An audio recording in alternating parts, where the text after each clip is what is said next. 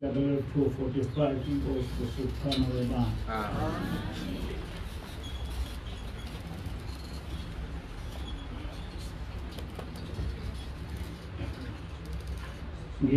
Ngiyambonga uJehova ngalolu uthando lwakhe, nake ngiyambonga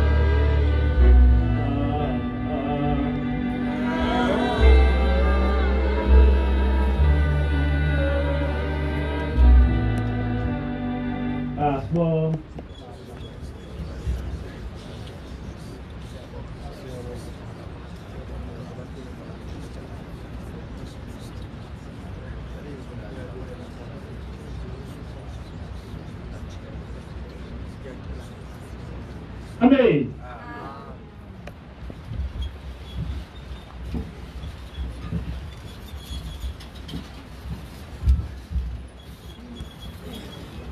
Incwadi yamaHubo. Incwadi yamaHubo 16 from verse 4 we are 5. Incwadi yamaHubo 16 from verse 4 we are 5. Ziningi izinhlupheko zabazizulelayo abanye onkulunkulu. Angikunikela ngeminikelo yabo yegazi. Angikuwaphatha amagama abo ngezindlebe zabo. Angiphindi leli hlelo. Ziningi izinhlupheko zabazizuzelayo abanye onkulunkulu. Angikunikela ngeminikelo yabo yegazi. Angikuwaphatha amagama abo ngezindlebe zami. Amen. Yaqhubeka le ndaba lamaHubo athi uJehova uyisabelo esahlukaniselwe mina nezindebe zami, wena uqinisa ifa lami. uJehova uyisabelo esahlukaniselwe mina nezindebe zami, wena uqinisa ifa lami. Uma ngichaza le nkulumo noma lesihlabelelo noma leli hubo likaDavid, uthi uDavid abantu ziningi izinhlupheko ababeyithole ngokuba beze kwabanye onkulunkulu, kodwa mina angeke nginikele kubo. Ziningi izinhlupheka abazuzela zona abantu abanye onkulunkulu, kodwa mina angikunikela ngeminikelo yabo yegazi. Angikuwaphatha amagama abo ngezindlebe zami. Ngamanye amazwi angeke ngilokothe noma ngithandaza noma ngikhulume ngabanye onkulunkulu, ngoba uJehova yedwa uyisabelo esahlukaniselwe mina nezindebe zami, wena uqinisa ifa lami. Izindebe zami ziyawukhuluma ngoJehova kuphela, angeke zikhulume ngomunye unkulunkulu. Angeke kube khona apha engobhuka khona ngikhulume ngomunye unkulunkulu. Angeke lokho engiyoma khona ngikhulume ngomunye unkulunkulu, kodwa izindebe zami ziyakhuluma ngoJehova kuphela. Ngiyafisa ukuba abantwana abayingcwele nikwazi ukuthi sisegroundini. Mani segroundini nisuke ninama-opponents. Mani nama-opponents nisuke ninenhloso eyodwa ukuthi nifake igoli, nivimbe igoli ukuthi lingangeni kini. Njengoba silapha-ke sifana nabantu abasenkundleni yebhola. Ungadlala ujika abantu wenze yonke into, kodwa uma ungakalifaki igoli wehlulekile. Bonke abadlali abaduma ngoba befake amagoli. Ukujikana phakathi enkundleni is a strategy. Usuke umjika umuntu ngoba ufuna ukwedlula kuye uyofaka igoli. They've got a goal. Amapali lawana is a goal. Yawonke umuntu osenkundleni ukuthi efake ibhola kuyo. So nathi njengoba silapha njena senkundleni, sisenkundleni noSathane, sisenkundleni namadimoni afuna ukuthi asehlule. Nathi sifuna ukuba siwehlule. Yonke into esiyenzayo sifundisana ngama strategies ukuthi silishaya kanjani igoli, singena kanjani ezulwini. Igoli yethu ukungena ezulwini. Kodwa ngenkathi siyawungena ezulwini, kuba nabantu abasiphazamisayo abasenkundleni, abangafuni ukuthi sifinyelele lapha ezulwini.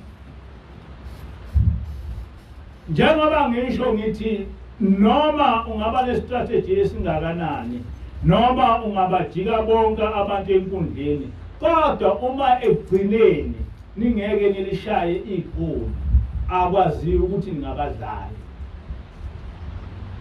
Ukuduma ngokuba abadlali ukuthi nifake ibhola enkundleni. So noma singenzani lapha emhlabeni, siqhamuke kanjani, senzeni, kodwa if at the end singeke singene ezulwini, yonke into ekade siyenza ayinamphumela. Umphumela munye ukuthi bonke ekade sikwenza must lead ukuthi singene ezulwini. Just like abadlali ebholeni, all that they do, noma bengajika benze njani, kodwa the aim ukuthi beshaye ibhola, they must have a goal.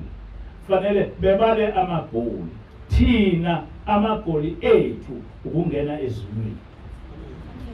Thina amagoli ethu ukuthi ngingene ezulwini, ngifundisa abantu njengani ukuthi kungenwa kanjani ezulwini, nani bese ningena ezulwini. Uma ungenayo inhloso yokungena ezulwini, sonke isimo sakho sokuba lapha asisho lutho. Yonke into oyenzayo, you must aim ukuthi lento will lead me ukuthi ngingene ezulwini. Uma ukadideka lapho yonke into, noma ungeze esontweni, noma ungenzani, but if ungenayo i-vision yokungena ezulwini, noma ungaba ne-vision ukuthi leli bandla libe likhulu, sibe ney'tezi, saziwe umhlaba wonke, it means nothing if at the end singeke singene ezulwini. You understand that? Yeah. Noma singenzani, noma singaba ibandla lazi umhlaba wonke, sibe nemangaliso, senze imangaliso, sibe njani, sibe ngangebandla lamaRoma, nami ngidume ngifana noPapa. It means nothing if at the end ngingeke ngene ezulwini. Because lapho esiya khona kusezulwini, lapho esiyohlala khona kusezulwini. Uthi-ke nomhlabeleli, ziningi izinhlupheko abazizuzayo abanye onkulunkulu, kodwa mina angeke nginikele kubo. Mina izindebe zami zokhuluma ngoJehova kuphela.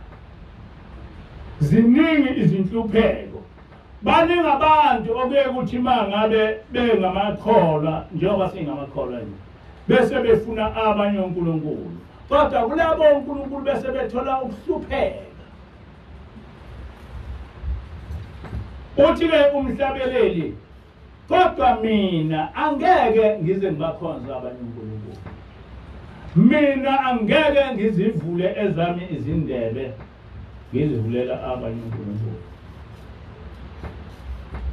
Esikhathini esiphambili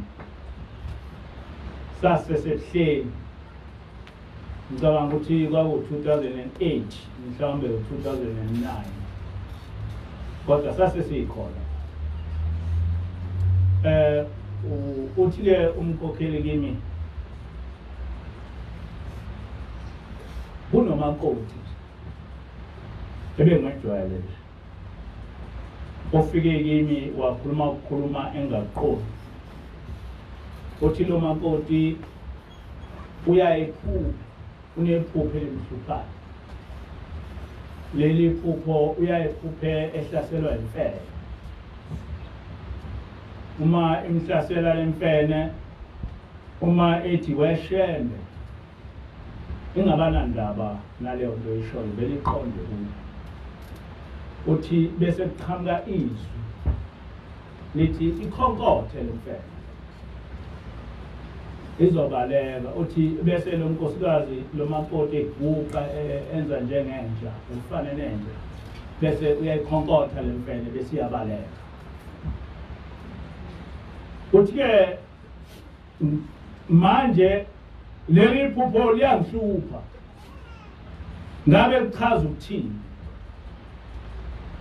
uthi-ke umkhokheli ngehlulekile ukumchazela lo makoti ukuthi leli phupho lisho ukuthini manje angazi noma wena angangisho umvangeli ngaleso sikhathi umvangeli ungangichazela ukuthi leli phupho lichaza ukuthini kwatholakala ukuthi nami angilazi leli phupho lisho ukuthini kodwa sasesiyahleka sinomkhokheli sihleka le ndaba ukuthi lo makoti kuyakuvele izwi lithi akabe yinja ebese eba yinja bese uyakhonkotha bese imfene nangempela iyabaleka sithi thina kusho ukuthini ungathi umuntu kuthiwa iba yinja bese ngempela uba yinja ukhonkothe bese imfene ibalekela wena ngoba usukhonkotha. What does it mean? Kodwa ngenkathi sikhuluma lento nomkhokheli sahleka ngakusasa kwase kufika unkosazana uhlaleleni wathi nginizwile nikhuluma ngale ndaba yalo makoti kodwa yona ayihlekisi iyadabukisa kakhulu ithi-ke ingilosi lo makoti wahamba waya enyangeni wafike wathola umuthi lo muthi lona kwakungamafutha emfene ezinyane lemfene leli zinyane elalibulale kabuhlungu uthi-ke lo makoti wawathola la mafutha lenyanga yamnikeza ngebhodlela elincane uthi-ke lo makoti akehlukane nala mafutha ayizange yasitshela ingelosi ukuthi inhloso kwakuyini kodwa yathi nje kwakungamafutha la mafutha lo makoti engehlukani nawo la mafutha emfene encane ethi noma esontweni ewabhoqe ewafaka emqubini wesidwaba noma elele lamafutha ehlala eduze kwakhe ithi-ke ingilosi lemfene elokhu imhlasela ifuna lengane yayo lemfene ayibona amafutha ibona lo nkosikazi egone lengane yayo ngakho-ke ifuna wona la mafutha chazelwa ingilosi yaqhubeka ingilosi ithi njengoba ethi lo makoti uyaye qhamuke izwi lithi akaphenduke inja bese ekhonkotha lemfene bese nampela lemfene yabaleka ithi lo makoti lona ufuye inja ekhaya lakhe kodwa eNazaretha wathi yena angeke ehlukane nenja yakhe ngoba inja yakhe iyamvikela esigelezeni ithi-ke ingilosi njengoba esemhlanganweni nje ayikho le nja yakhe kodwa manje useyakufuna ukusizakala useyibiza uShembe ithi-ke ingilosi leli zwe suke livela kuShembe lo omoya limtshela ukuthi biza inja yakho uma ingekho phenduka wena ube yinja umkhonkothi ithi-ke ingilosi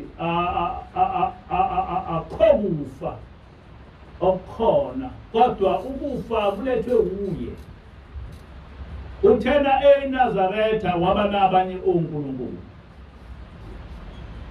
uthena eNazaretha waba nonkulunkulu ithi ingilosi kunokunye engeke nginitshele khona ngoba ngaphezulu kwenu kodwa lo makoti usazohlupheka kakhulu angazi ukuthi lemfene iyosuswa ubani ngoba ibelethwe nguye noma kungafika amakholwa noma kungafikani ngeke kwazi ukususa lemfene ngoba ibelethwe nguye noma eya enkonzweni akehlukani nalemfene uyifaka emqhubeni wakhe angazi-ke noma nina nisayifaka imqulu ngiyathemba ukuthi amabhodlela asefakwe obhodisi angazi-ke noma nani ninawo obhodisi abafaka amabhodlela and for what purpose I do not know. Kodwa ngikhuluma indaba ekhulunywa umhlabeleli ukuthi ziba khona izinhlupheko ezidalwa ukuba ube nabanye onkulunkulu. Ziningi izinhlupheko ezidalwa ukuba ube nabanye onkulunkulu kodwa uyiNazaretha. Uthiwe umhlabeleli kodwa mina ezami izindebe ayisophinde zibize omnye uNkulunkulu ngaphandle kwakho Jehova. Imfundiso yala ekhaya le ukuthi uma ula ekhaya ungaphinde ube nomnye uNkulunkulu ngaphandle kukaJehova. Ningaphinde nibe nabanye onkulunkulu ngaphandle. Ngithi-ke isihloko sale nkulumo sithi umzimba wami ulithempeli likaJehova. Umzimba wami ulithempeli likaJehova. Uma ungakakwazi ukuthi umzimba wakho ulithempeli likaJehova usenkingeni. Ngoba ukukholwa kwakho kuqala emzimbeni wakho. Ukukholwa kwakho kuqala emzimbeni wakho. Ukukholwa kwakho kuqala ekuthenini wena usiphatha kanjani. Ngoba lapho esiyakhona uma umzimba wakho ungawuhloniphi, uma umzimba wakho uwenza noma yini uyoxoshwa ungakabalwa ngisho izono zakho. Uyothi uphuma nje umphefumulo wakho ufice abakasathane bemi laphana, ufice abanjani bemi laphana, uvele uyiyele wena kungakabalwa izono zakho. Indlela yomzimba wakho ophethe ngayo ezosho ukuthi I am not fit to be in heaven. By mere look at yourself. Kungakabalwa nokuthi ungabe ufanele noma unesono nani, umzimba wakho uyovele usho ukuthi I am not fit ukuthi ngibe sezulwini. Ngani na? Ngoba umzimba wakho urepresenta umoya wakho. Umzimba wakho urepresenta umoya wakho. Uma ngabe ufa, what you are today, you will be even noma usumoya. There is nothing that is going to change. What you are, uyoqhamuka uyiyo noma usumoya. Uma uyoba yinto, uma lento izulu eliyiyo ungayiyo manje na, noma usuhambile emhlabeni, you will not be fitting ukuthi ukwazi ukuthi ungene ezulwini. Akudingekile nokuthi uze kubuze izono zakho. Your very appearance says I am not for heaven. Your very appearance. Ikhona ngiyangithi sinenhlanhla thina. Ngoba uNkulunkulu wasilethela ingelosi. So uma ngabe ngikhuluma ngendaba yezulu, angikhulumi ngento engiyikholelwayo, kodwa ngikhuluma ngento engiyaziyo. Niyangizwa? Uma ngikhuluma ngezulu, angikhulumi ngento engikholelwayo, ngikhuluma ngento engiyaziyo. Ngiyazi kanjani? Ngiyazi ngoba umuntu ovela ezulwini sihlala naye. Every day uyasifundisa ukuthi ezulwini kuhanjwa kanjani. And we see her. Njengoba ngihlele ngichaza, ingilosi ifaka ingubo emhlophe. So uma ngithi ezulwini kufakwa ingubo emhlophe, ngisho into engiyaziyo. Ingilosi ifaka ingubo emhlophe and sehlale nengilosi from 2006 kunamanje u-2020 angaze ngizibone inyawo zengilosi. Noma ngabe iya ifaka icathulo noma ihamba ngenyawo, we cannot say ngoba asikaze sizibone izinyawo zengilosi. Kodwa hlala nayo. Ingilosi ifaka ingubo ende eshaya phansi, ngeke uyibone inyawo zayo. Bese ngaphezulu ifaka inansuka ende nayo ehlala eshaya phansi. And therefore, other than to say ukuthi le ngilosi incane ngesidumbu, but there is nothing more ongayisho ngomzimba wengilosi. Into esiyaziyo engilosini izandla nobuso. Other than izandla nobuso, mhlawumbe nentamo, ayikho enye into emzimba wengilosi esiwaziyo. Ayikho. Ekhanda iyamboza ishuquli imboza njengoba kumboza amantomba amakhosazana. Siyazi ukuthi uma ngingachaza nje uhlaleleni, ngiyamazi ukuthi uhlaleleni muhle, umpofu, kodwa kamhlophe akafani nabelungu. Umpofu wona. Ngiyazazi ukuthi iy'nwele zikahlaleleni zinkulu, kodwa akuzona iy'nwele zabelungu. Ngiyamazi uhlaleleni ukuthi unamehlo amakhulu namashiya. Ngiyamazi ukuthi ukhuluma ngezwi elincane. And therefore I can explain ukuthi ingilosi imi kanjani.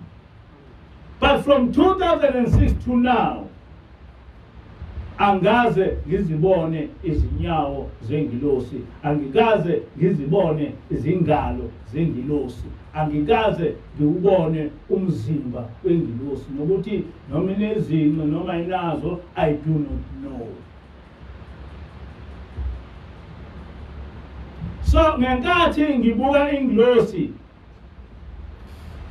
what it reflects to me ukuthi ezulwini kugqokwa kanje, ezulwini kufakwa ingubo emhlophe, ezulwini umzimba womuntu uyahlonishwa, uyahlonipheka, uzihlonipha wena. Vukani abanisebelele balalana nolaba yena. Vukani yakhuluma.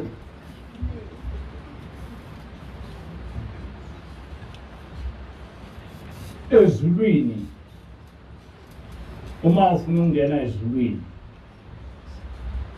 ngikhuluma manje nabantu besifazane, noma ngabe bangamakhosikazi, noma bangamakhosazana, noma bazintombi. Into yokuqala okufanele niyazi uma nifuna ukungena ezulwini, uma nifuna ukuba amaNazaretha kaNkulunkulu, ukuhlonipha imizimba yenu. Umuntu oyinazaretha likaNkulunkulu uyohlonipha umzimba wakhe. And I will be specific. Uma umuntu wesifazane akufanele ukuthi umzimba wakho ube such ukuthi kubonakale amabele akho.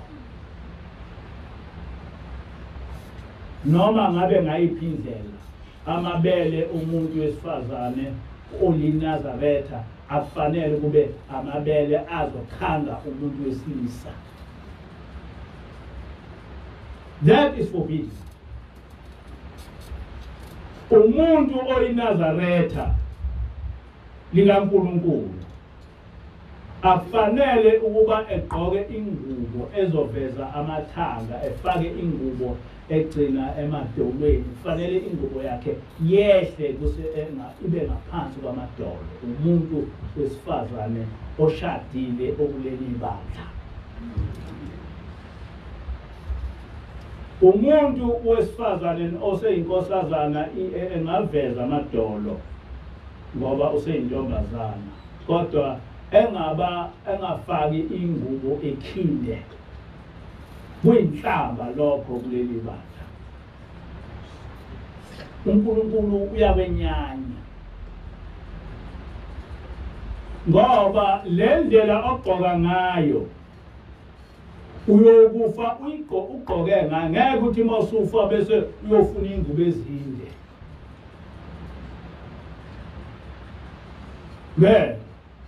Uyofa uyigqokile. Ngenkathi ufa uyigqokile lezi ngubo noma usumoya uyobe uyigqokile. Ngenkathi uqhamuka nalezi ngubo bese uvele ubone ukuthi I am not fit ukuthi ngihlangane nalabo abantu. Ingakhulunywa nendaba ukuthi unesono noma unakho isono. You are not fit. Ukugqoka kwakho kuyakuphika ukuthi ungene ezulwini. Uphikwa ukugqoka kwakho. Umuntu okuleli bandla akalifaki ibhulukwe ngoba uNkulunkulu uyalenyanya ibhulukwe elifakwe umuntu wesifazane. Njengoba uNkulunkulu esenyanya isiketi esifakwe umuntu wesilisa. Ngakho-ke uma ufake ibhulukwe umuntu wesifazane wakuleli bandla akudingekile ukuthi kubuzakala ukuthi izono zakho zithini zimi kanjani, because by mere appearance you are not fit to enter heaven. By mere appearance akudingekile ukuthi kuze kubuzakala ukuthi unazono zini. You have yourself denied ukuthi ube umuntu ofanele ukuthi ebe sendaweni yabantu abangcwele. By mere appearance. And lento enginitshela yona is not something engicabangayo noma engiyifundiswe eBhayibhelini. Siyifundiswe ingilosi evela ezulwini.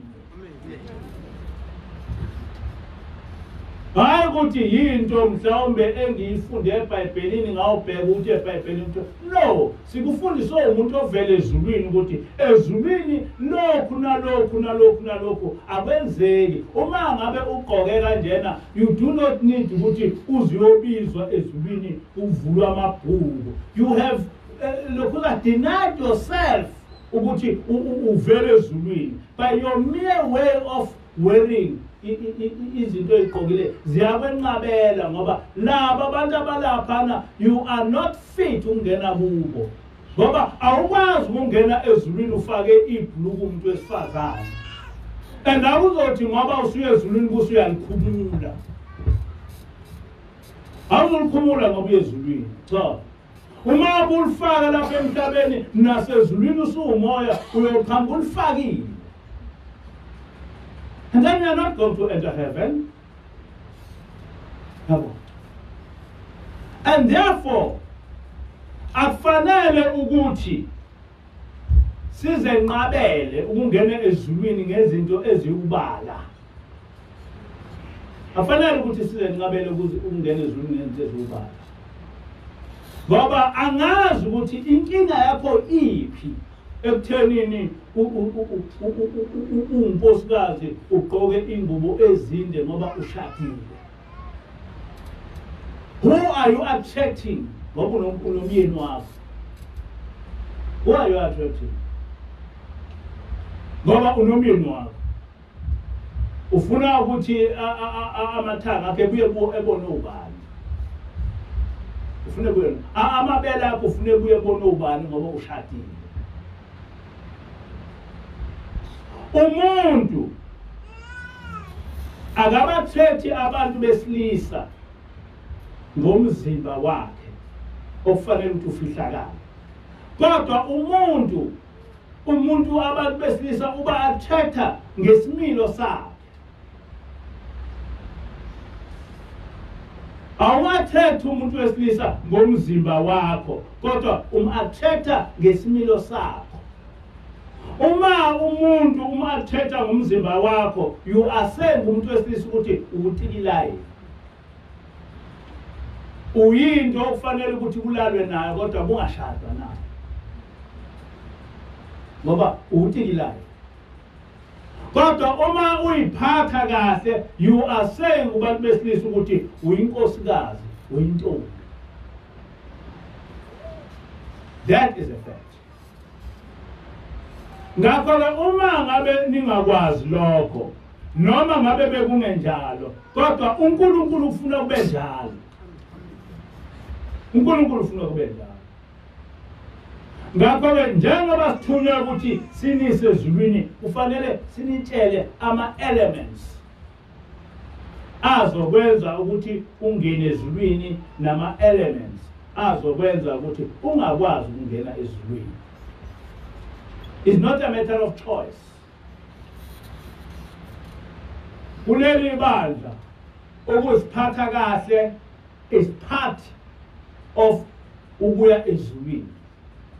So uma uziphatha kahle, you are attracting God. Kodwa uma uziphatha kabi, you are attracting uSathane.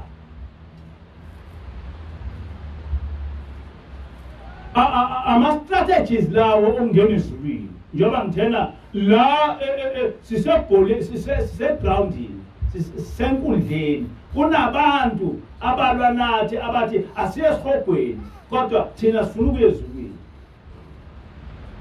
Ngakho-ke kufanele sizazi izinto ezosiyisa ezulwini.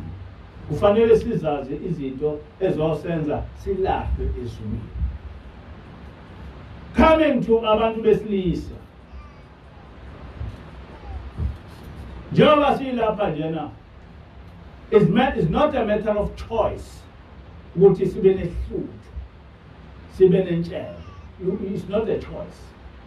Noma wena umuntu ofuna ukuthi okholelwa ukuthi abantu basemhlabeni bethu muhle, uma uba muhle ma ufundile ngazi ukuthi ufundile uba muhle kanjani. But if you believe ukuthi umuntu uma efundile uba muhle, but ezulwini umuntu ofundile akangeni. Akangeni umuntu ofundile ezulwini. Ezulwini kunabantu abanezihluthu, kunamakhehla nezihluthu, kunabantu abanentshebe. Ezulwini uNkulunkulu akazithandi, akamthandi umuntu onganazo inwele. That is not only because iBhayibheli lisho njalo, but because ngihlala nengilosi, she tells me that. Ngikufundile eBhayibhelini, but uNkulunkulu ulethe ingilosi yazongichazela yasitshela. So mangitshela lento, I'm not talking about something which I believe in the Bible, but I'm telling about something of esihleli nengilosi esifundisa lezi zinto. Ukuthi singadlulisekini ukuthi uma ngabe uphuce ikhanda awukwazi ukungena ezulwini ngoba akakho umuntu ezulwini ophuce ikhanda. Akakho. Ithi ngilosi uNkulunkulu uyasithanda izinwele. Ukusho ngilosi ithi uNkulunkulu uyasithanda izinwele. Kodwa abantu abasithandi izinwele, kodwa uNkulunkulu uyazithanda izinwele. Lento mangithi uNkulunkulu uyayithanda izinwele. Yes, eBhayibhelini kubhaliwe. Kodwa this time I'm not telling about something which is in the Bible. I'm telling about something engiyasitshelwe ingilosi evela ezulwini ukuthi izositshela ukuthi lento eseBhayibhelini iyiqiniso, lento esasifundiswa umprofeti iyiqiniso. Ifike yaconfirma ingilosi yasitshela ukuthi ukugunda izinwele akuvumelekile ezulwini. uNkulunkulu akamthandi umuntu ophuca ikhanda. That were the words of ingilosi ehlale isitshela ukuthi umuntu ophuce ikhanda ingilosi yamthanda. Yazi yathi ingilosi ithi angazi ukuthi abantu abamnyama baxabana ngani nezinwele. Ngoba njengoba bexabene nezinwele njena baxabene noNkulunkulu. Kusho ingilosi baxabene noNkulunkulu. Dithi abantu besifazane bonke bayayigunda izinwele zabo bese befaka lezi zamandiya. Abayifuni lezi zabo, abafuna ukuhlobisa lezi zabo, bafaka lezi zezinye izizwe. Ingilosi yayingitshela ukuthi ayikho into eyingozi njengokuba uthathe izinwele zomunye umuntu uzigqoke, ngoba lo muntu othatha izinwele zakhe awazi noma sewafa noma uyaphila. Awumazi noma wayembulali noma wayemphingi noma umuntu onjani.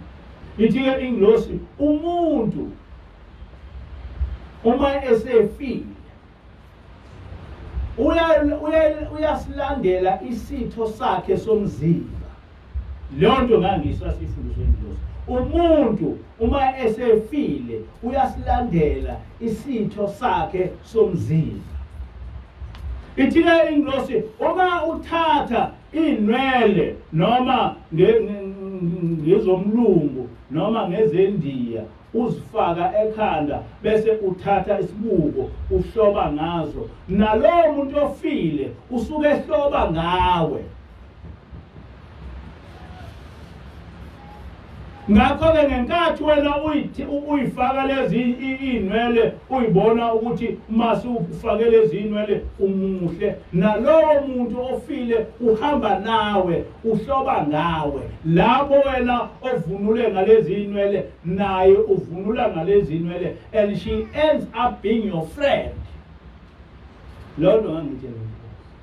Ithi-ke inkinga elapho ukuthi lapho lowo muntu okhona uyothi ma ufa umoya wakho uhlangane naye bese ehamba nawe eya lapho yena ekhona. Lapho ekhona uma esesihogweni nawe uyothola ususesihogweni.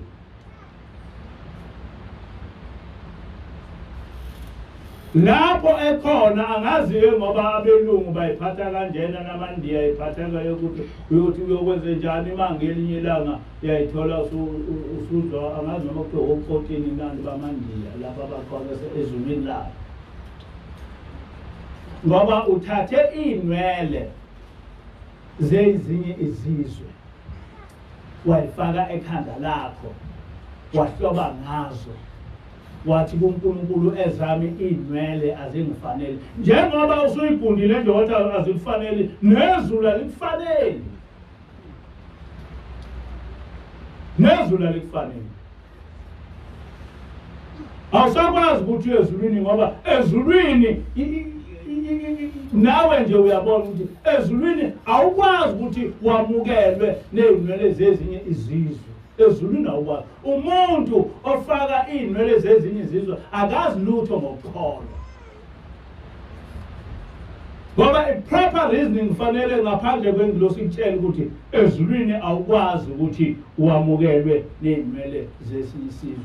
And lokho okwenza lapha namhlanje usaphila uqhamuka ukwenzile noma usumoya. Qhamuka usuwenzile. Ngakho-ke njengoba ngisho ngithi ngelinye ilanga ingilosi yathi angafuni lamabhluwe afakwa yilaba abantwana lana angobhotsotho. Sayibuza ukuthi what is wrong manje wafakwa amabhluwe? Yathi ingilosi akusiwona wasezulwini. Yathi kufanele nikwazi ukuthi onke amafashini avela kuSathane ngoba esuke efuna ngawo uku-attract abantu ukuba besuke kuNkulunkulu.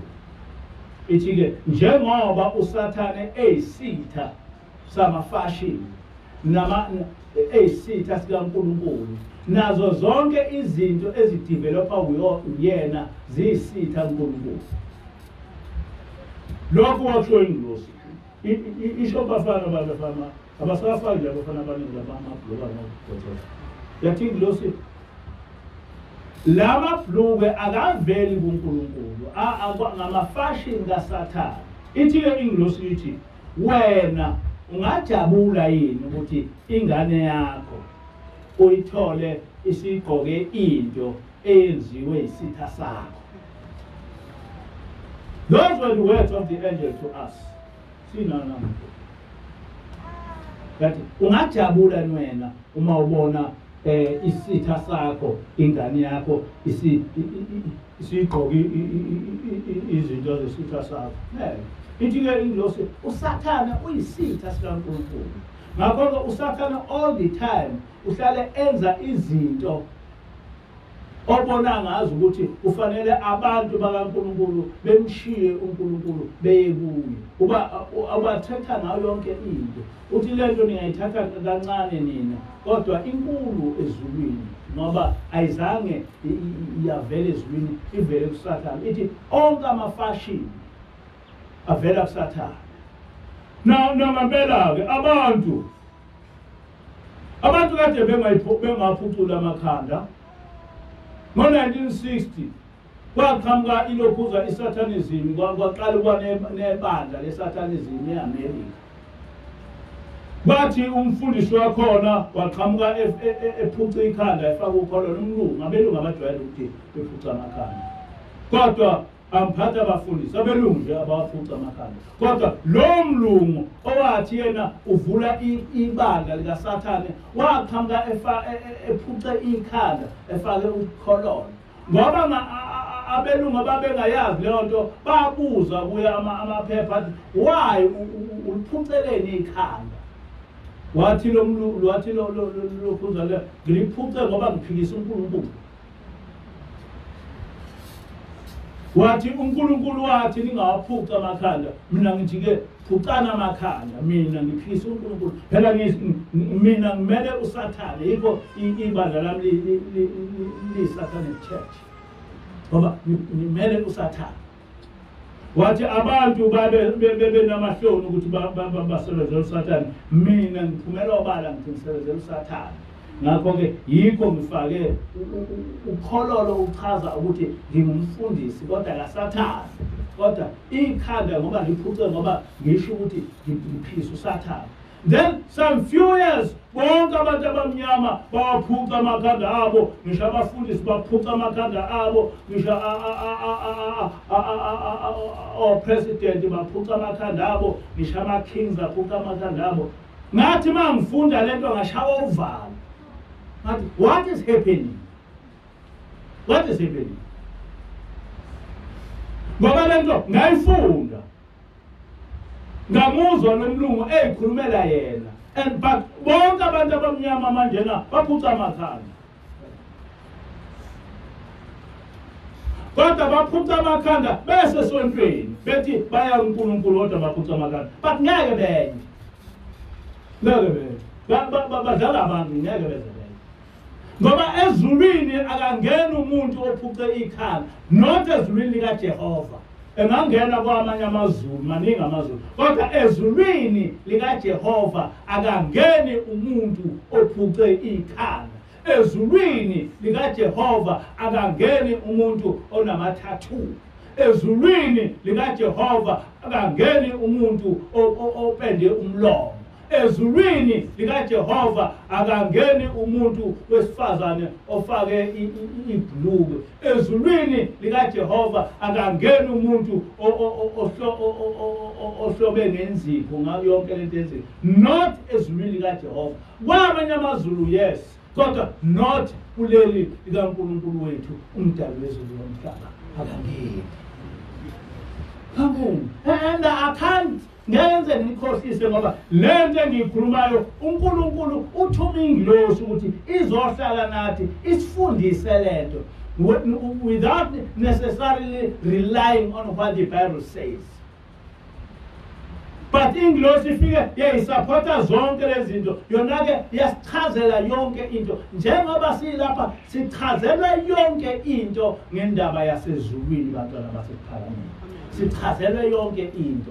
Hayi ukuthi ngikhuluma ngoba mhlawumbe I've opened the Bible ngayofunda ukuthi kwathiwani laphana kwathiwani. Ngikhuluma into okufike ingilosi from 2006 manje na u2020 ihleli nathi isifundisa indaba sezulwini. Ithi lento lena asiyedlulisekini ni understand.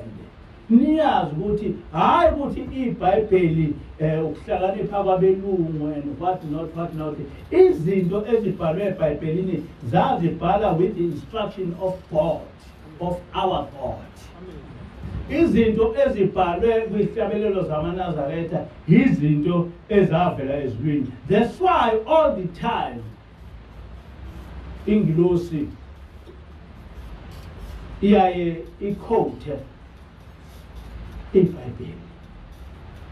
Isikhathi yikho sonke isikhathi ingilosi iyaye iquote ihlabelelo zamaNazaretha. Uma ngabe ingitshela ngendaba kaNkulunkulu iyaye ivule ihlabelelo ithi yamuza umprofeti uthini. Yamuza umprofeti. Landela lokho okusho umprofeti. Isikhumbuzo ithi wathi ubaba ilanga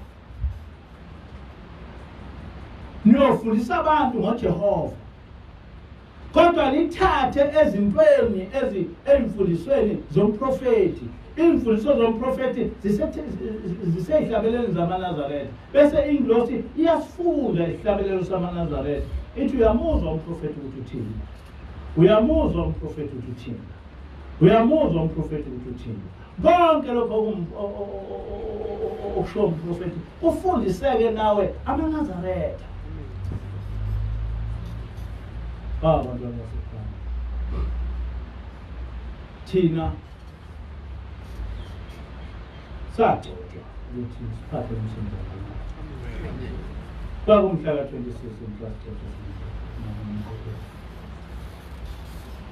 kodwa ingilosi kuneyincwadi eyayifundayo kodwa lezo ncwadi mhlawumbe umkhokheli emfundise. Kodwa kunencwadi eyafundwa ingilosi engeke ngiyikhohle ngoba ngangayazi. Le ncwadi lena Izenzo 12 verse 21 to 23. Ethi ngosuku olumisiweyo uHerodi wembatha ingubo yobukhosi wahlala esihlabeni wakhuluma. Abantu bamemeza bathi yizwi likaNkulunkulu akusile lo muntu. Kepha ingilosi yenkosi yamshaya khona lapho ngokuba enganikanga uNkulunkulu udumo wadliwa izimpethu wafa. Ile ncwadi eyafundelwa mina ifundwa ingilosi engingayikhohlwa ngoba ngangingayazi ngaqala ukuyazi ngalolu suku. Ngangayazi. Ithi-ke ingilosi njengoba ubekwa unikezwa umsebenzi kaNkulunkulu uthunywe ezulwini. Kodwa ubuqhawe bakho abukho ekutheni uthunywe ezulwini. Ubuqhawe bakho busekutheni ngenkathi unikezwa lo msebenzi uphathe kanjani. abukho ubuqhawe bakho bekuthenini uthunywe ezulwini. Ungakhoshi ngokuthi ngithunywe ezulwini kufika ingilosi yangigcoba kufika ubaba ilanga wenze njani. Ubuqhawe bakho nobukhulu bakho bokwaziwa mhla usuwenza umsebenzi kaNkulunkulu ukuthi uphathe kanjani. Ngase ngitshelwa ngale ncwadi yayisithi ingilosi uma uphethe umsebenzi kaNkulunkulu ungakwemukeli ukudunyiswa, ungakwemukeli ukudunyiswa, ungayenzi into eyenziwa yilaba abafana babashembe ukuthi esikhundleni sokuthi bekhuluma indaba kaNkulunkulu bese bona bedunyiswa bona. Ithi ngenkathi abantu bekudumisa uNkulunkulu uyakulahla, ngenkathi abantu bekuthuka uNkulunkulu uyabonga. Yathi uyobongwa ngokuthi uzehlise, ungavumi ukuthi umkhulu, uzehlise abantu bebe into enkulu kuwe ushumayele ivangeli kaNkulunkulu. Ithi ingilosi uma wenze njalo uyothi noma usuhamba emhlabeni uyothi uma uvela ezulwini kube nodumo ezulwini. Isikhathi ozohlala ezulwini side kabi kunesikhathi esilapha. Ithi bonke abadunyiswa ngabantu bayalahlwa ezulwini, kodwa bonke abalahlwa emhlabeni bayadunyiswa ezulwini. Bonke abathi bangoNkulunkulu basiwa esihogweni, kodwa bonke abathi uNkulunkulu isimangaliso baya ezulwini. Leyo nto ngayifundiswa ingilosi, yangifundela le ncwadi. Yathi uHerodi ingilosi yamshaya, wafa, wadliwa zimpethu ngaso leso sikhathi ngoba evumele abantu bathi uNkulunkulu.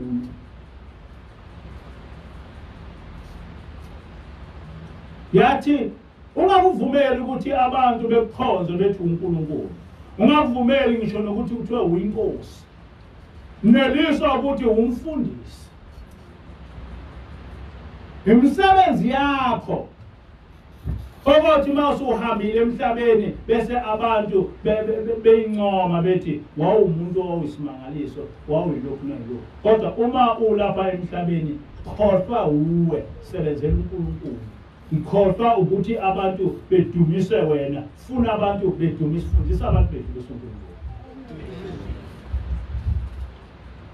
Funa abantu bedumise uNkulunkulu. Yikho nje la ngingafuni abantu abadala beguqa, ngoba angidingi ukuthi ngiguqelwe, kodwa abantu abancane bengaguqa ngoba bayahlonipha, kodwa hayi ukuthi umuntu omdala sengathi noma engasakwazi ukuhamba bese ezongiguqela. Who am I ukuthi ngiguqele umuntu? Why should I allow that? Yikho uma nithi uyingcwele ngena la esontweni, ngafundiswa ukuthi kuleli bandla asinayo ilati. Yasichazela ingilosi ukuthi ungani ungafanele ukuthi kuleli bandla sibe nelati. Yayisithi ingilosi, wena wathi uthena ubaba ilanga uhamba phambi kwakho. Ngakho-ke uma nithi uyingcwele nisuke ningasho kimi, nisuke nisho ubaba ilanga ezongena esontweni. Noma ngiphuma manithi ngingcwele nisuke nisho ubaba ilanga engena ephuma esontweni. Njengoba uma ngabe kungena ilati esontweni bese siguqa, suke singaguqeli umcamelo, kodwa suke siguqela ingilosi ehamba nomcamelo esingayiboni. So uma ngabe ngena esontweni bese nje uyingcwele nisuke nisho ubaba ilanga ongithumile owathi uyohamba phambi kwami. That is the teaching engayifundiswa ingilosi. But hayi ukuthi noma ngiphumaphi sezothiwa kimi ngingcwele ngoba manje angisiyona ingcwele. Ngoba ingcwele sengifile uma ngabe ngenze kahle.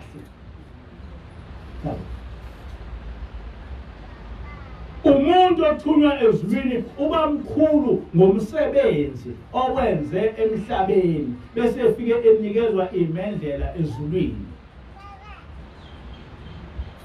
Kodwa uma wena ula emhlabeni bese uyinikeza imendlela, uvuma abantu bekhulekele, uvuma abantu bethu uNkulunkulu, uvuma abantu bethu inkosi, bese uba inkosi ezulwini uyacasuka.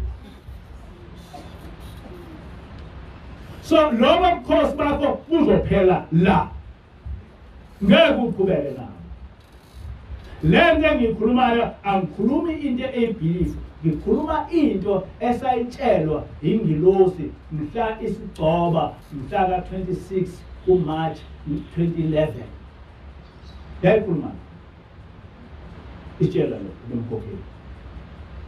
Yathi ubuze nigcine kungcwele kukaNkulunkulu nina shonani phansi uNkulunkulu eshone phezulu.